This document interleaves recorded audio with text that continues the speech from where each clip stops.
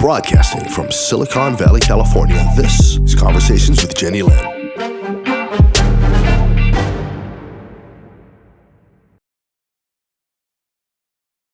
Happy Sunday, my friends. I was on last night with Mel and Erik, and this morning I had a conversation with a very good friend and decided to come back here today to clarify a few things that may be causing confusion. I realize that not everyone watching us now have watched this series from the inception, where I shared what happened to me, which has led us down the path we are on now. I realize Erik, Mel, and I have divinely tasked with being on this path, doing what we are doing, because I guess, like everything in the world, it needed to be done, and we were the ones who either agreed or who were chosen to play the roles that we are playing on this journey that we are living here in our lives, or however you want to categorize it. Every time I come on and try to talk about these things, I feel my voice going. So clearly, someone or someones do not want me speaking about certain things. The main reason why I came on is I'm tired of this question. I get this question at least once or twice a week. And because I have grown to know this person, and she's the embodiment of what I call an angel on earth. And she doesn't need to be defended, because in the heavens and in the light, they know who she is and what she's doing, as they do all of us. But for the inquiring minds, I have decided to come on today and clarify this for everyone, because I have mentioned it in previous segments, but I'm going to do it again, and this show is actually dedicated to the clarification of this, and actually not show, but segment. I realize I often refer to these segments as interviews, and that's because I've come from a television background where I literally sat on a television set and interviewed people. And so somehow it's just my default language. But today I'm here because I continue to be asked how much I am paying Mel. And I think people ask this question because they think this is continuing because somehow she's milking me or making money off of me. And therefore, this is continuing because she's benefiting from this. It saddens me because we live in a world where we are incapable of, some of us, doing something for someone out of love and out of care. And so everything that we do, we are expecting something back in return. Well, I'm here to tell you she's not one of those people. Neither is Erik, neither am I. I have just stepped into my power. And anytime I can use my gifts to help anyone, I will do it out of the goodness of my heart, out of the desires of the universe for me to help another person, not to get anything in return. And so, in a roundabout way, I am here to tell you I do not pay Mel a penny, not a single penny.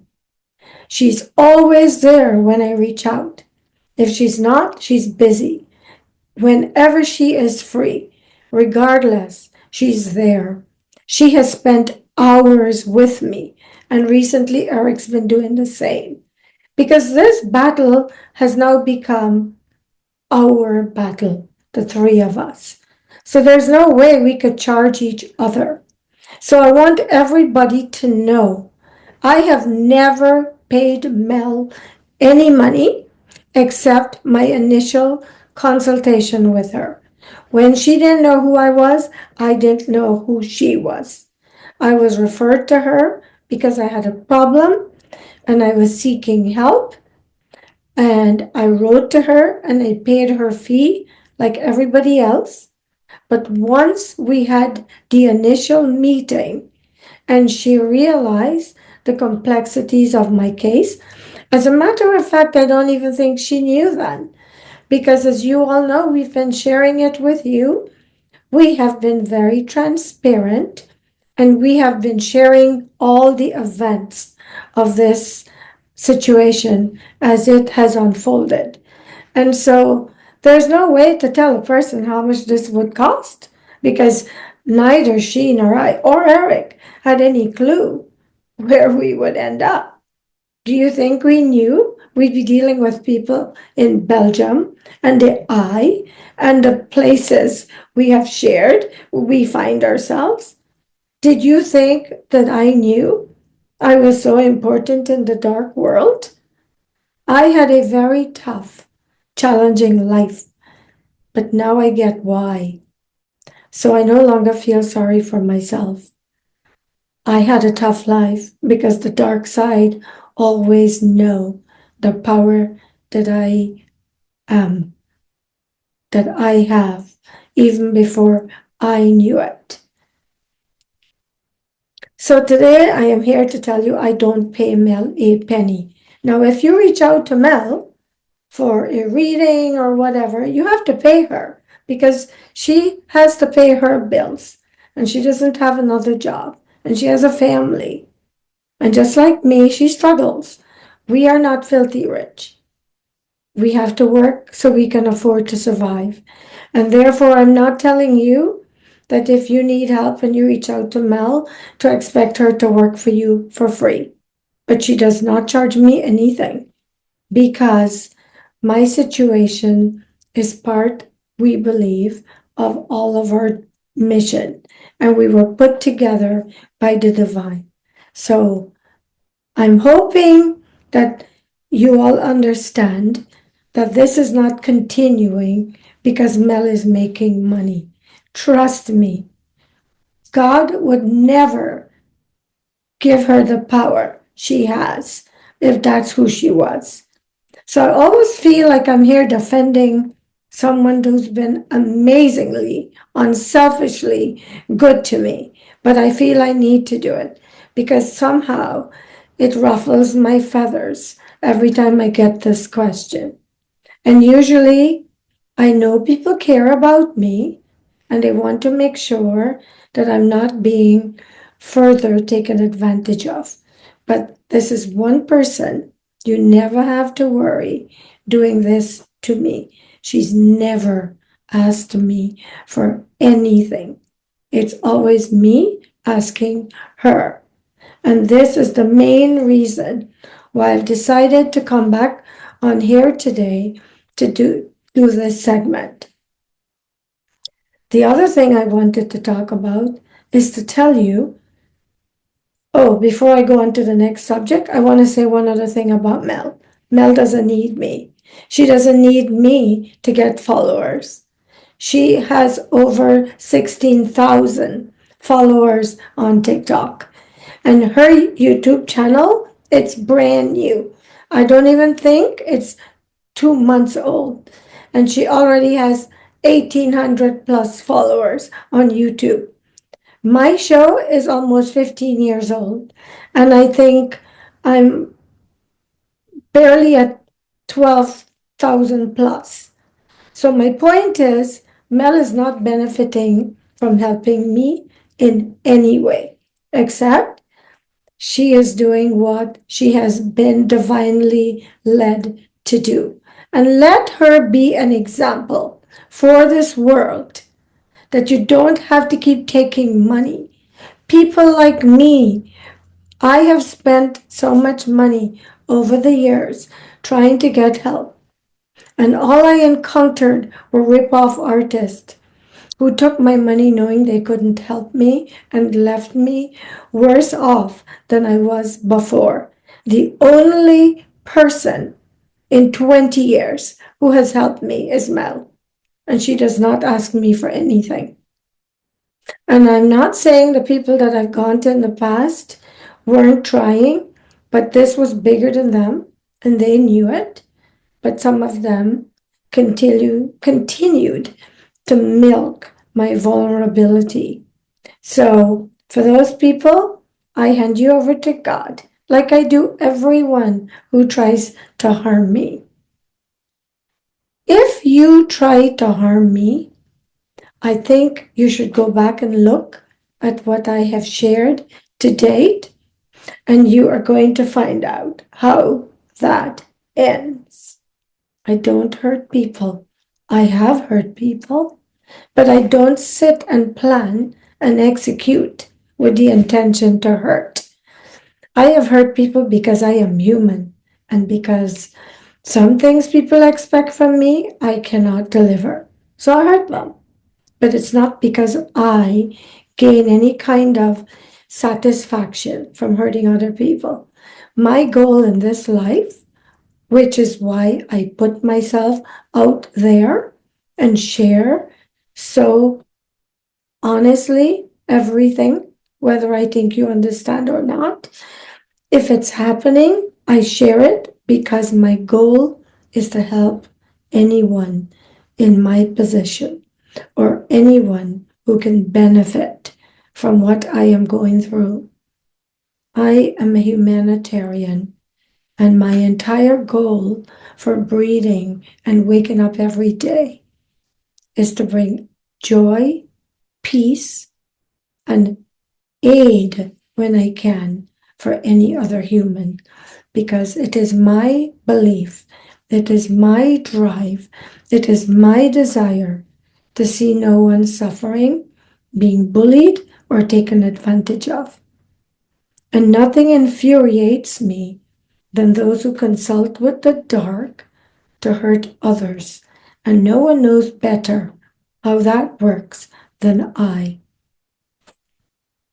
Another thing that was brought to my attention that I wanted to clarify while I have this opportunity is last night during the segment, I mentioned that Mel had taken heads off. Please understand this is in the spiritual realm. And let me clarify. I started this series by talking about Sandra T S, a woman in San Francisco who actually catapulted me on this path. She and someone I dated who is half reptilian called Arjen Bouwman. These two people woke me up to this world because they were doing magic and things to hurt me that I was oblivious and unaware of. I knew things weren't right in my life. I knew that I struggled more than most people. I couldn't put my finger on why my life was so challenging because I'm really a good person and I know me better than any of you. So I sit here and I 100% assure you I am a good person. And so knowing how I am, how I think, and how I behave, I couldn't account for what was happening in my life. So I found out Sandra T S and Arjen Bouwman first, and then Sandra T S, because I knew him first. We're doing a lot of magic. You know all that. If you don't know, go and check what I've already produced in this series. It's all related. Start from the beginning, and this picture will become very clear. And throughout the last 6 months, we have been trying to dismantle magic, blood sacrifices, and awful, horrible things that they have done to me.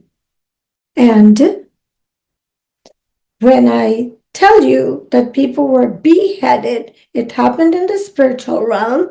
And what I have learned, and so has Mel and Erik, is that the divine will not step in and stop these people. They're given many chances to redeem themselves and to stop what they're doing. And they're very clearly put on notice that they need to stop. But if they choose to continue, and if you've been following the series that they have, and then when they have exhausted their opportunities to change and stop, and they don't, the divine comes in. At least that's how it's unfolded with us, and then gives us the power, or gave Mel the power to stop them. So when we said people were beheaded, we meant their spiritual power was taken. And the symbol we were given of this was their heads off. And so I want to clarify that we are not here trying to cut any human's head off, because we are not warriors. We are peacemakers, and we are fighting a battle to protect ourselves and to stop the evil that's being perpetrated against me, Erik, Mel, and everybody else on this planet. That's what this is all about. So when I said there were 4 heads shown to us on pillars, they're the 4 people that we were fighting for 6 months, and you all kept asking me, when is it going to stop? Well, last week it stopped because Mel was given a sword and cut their heads off. And after they were put on posts, Mel asked why they were displayed on these posts, and we were told is so that everyone could see, those who see, and that they could see that their power was taken from them. And of course, I wanted to be sure those heads couldn't be reattached, and I have just stepped into my power, and I thought it was a good time to practice. So I just went in there and torched them, not because I want to cause them pain, but because I want to make sure they cannot interfere with me or anybody else using darkness ever again. And that's why I'm here today. Thank you. Thank you for following us. Thank you for all the support I get. Thank you for your feedback. I love the feedback because it tells me where there's confusion and where you have questions that we haven't answered. Please continue sending me questions because we want to be 100% transparent. We hide nothing from you, but so much goes on in the week that usually 1 hour is not enough to pack it in and make and communicate all of it clearly. So I will use my Sunday mornings to clarify anything that is causing confusion. And have a great week, and thank you for your support. I've been through hell, and I'm still sort of going through it, and your support means the world to me.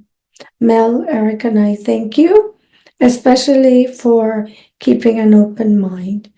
And I'm going to insert a video at the end of this that will hopefully add to what we share every week. Thank you, and I'll see you on the weekend. Bye. Do you guys know like witchcraft and witches are like extremely real? So my name is Phoenix and I'm a spiritual warfare specialist. Okay, so like something that's not talked about really like in the Christian community and like churches is like witches and witchcraft. And this is something specifically that I feel like God has really been wanting me to talk on and like talk about a bit more. Because a lot of people even think like, oh, like, yeah, witches are real. Like, oh, yeah, they use their crystals and all this little things, you know, like they're white magic.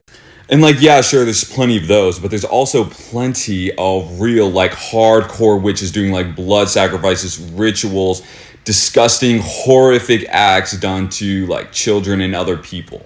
I could tell you guys countless stories of this, and I know it's kind of starting to become more open, what with like all this stuff coming out with like Jeffrey Epstein and like all these Diddy's parties and stuff in LA.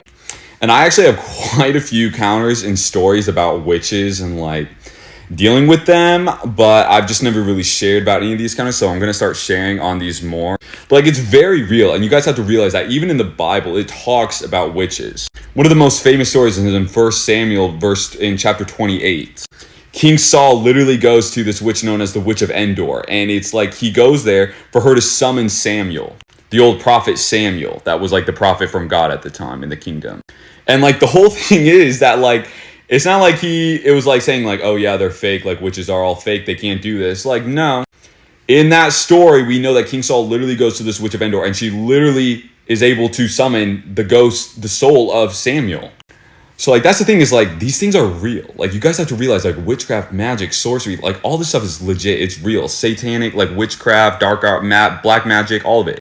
Like, literally, this stuff is so real, and I think Christians just think of it as a joke, and so many people just dismiss all this stuff like, oh yeah, that's just like in Harry Potter, or that's just like in movies and shows and books and stuff. But like, it's not, guys. It's real. And in our Western society, in like Europe and like Western America and stuff, like, we're so spiritually dead, and we think that all this kind of stuff just only exists in fiction and fairy tales and books. All my people that I help in Africa and stuff talk about it, how it's very clearly real and it's happening, and people are actively engaging and open with it in like places like Africa and like Southeast Asia and stuff, you know. But it's especially here, I've noticed, in Western society and cultures, that it's just kind of pushed under the rug and dismissed altogether. And that's the thing, in the Bible, there's so many stories about this where it's like, it's real and it's a threat, and like they have power. Same thing when Moses was battling the magicians in Egypt. He was battling when he goes there and does like all the 10 or 12 plagues. I always forget if it's 10 or 12. The plagues of Egypt, you know? And like the head of magicians of Egypt, of the Pharaoh's head magicians, were able to replicate and redo almost every single one of his plagues. It didn't say that they were fake, or they were unable to do it, or they weren't able to do it, or like that it was all fake or anything. Like, it says like how they literally replicated it and they were able to do the same thing, because this stuff is real. And so I don't know why God is pressing this on my heart so much, but like, this stuff is real and you guys need to treat it as such. Hosea 4:6 says, my people die for a lack of knowledge. And something I've really come to learn about spiritual warfare is that we have all the power and authority through Jesus Christ, because we have all the power and authority over all demons, over all these negative things, all these witches and everything. But it is only effective if we step up in this authority and claim this power that we have. So even talking to people that used to be like witches and Satanists and stuff, they'll tell me how like when they would attack Christians, usually at night, when they would attack Christians or send demons to attack them or test their finances or whatever, they would talk about how like, oh, if the Christians if they had prayed over their house and stuff before they went to bed, then there was nothing they could do. There was a shield protecting them spiritually, that there was nothing they could do to affect them. But then they would tell me how, oh, but they didn't pray over their business, or oh, they didn't pray over their finances. So we went and spiritually attacked their finances or their business. So I'm telling you all this because you need to be aware as Christians that there are witches out there. Many a times in my experience, they are usually disguised as good-natured Christians. They're usually members that are very high up and respected in churches, probably in your church. One of my churches I could tell you stories about, he was literally the worship leader. This is here in Scottsdale, Arizona. I'm not going to out the church, but literally, because he's still there, but literally, every single time that he was in service there, I would see like giant demons and stuff attacking the church spiritually during the service. And I started praying. I was like, God, like, what is going on? Because every time I was there, it was just like this constant spiritual warfare. And I was like, God, why is this church being so heavily attacked by demons and all this stuff? And he tells me, look on stage. It's someone on stage. And I'd be like, what? Then I look on stage, and the head worship leader, all the other ones, I can see the Holy Spirit around him and stuff, but the head worship leader, he's cloaked in black in the spirit realm. And he has this black crown that's spinning around his head spiritually and is dripping blood all over his body, just black blood. And I started noticing then that the church was only being spiritually attacked by demons during the service every single week that he was there. The weeks that he was gone or on vacation or whatever, there was nothing. Like, it was all just angels and the Holy Spirit, which is not real, guys. We need to step up. Spiritual warfare has been one-sided for way too long. Christians have become just numb and dull and be like, oh, like, there's not actually people that would do like witchcraft or child sacrifices or all this stuff. Like, yes, there is. There's horrific people out there. And some of this stuff about like Jeffrey Epstein and the P. Diddy parties and stuff, that's just barely scratching the surface. And like, if you start looking into this stuff, you'll find it, and it's horrific. You know, it's hard to imagine that there's actually people out there capable and willing to do such atrocious acts of evil, but there is. And we need to wake up as a whole in Christianity and fight this. Ephesians 6:12, for we do not wrestle against flesh and blood, but against the rulers, against the authorities, against the cosmic powers over this present dark. And we have the power over them, but these things are not to be trifled with. These things, they do have power, but it's only if we let them. And I think for too long, Christians have succumbed to just laziness and unwillingness. So my message for today, going to start sharing more stories on witchcraft. But yeah, like and follow for more. God bless.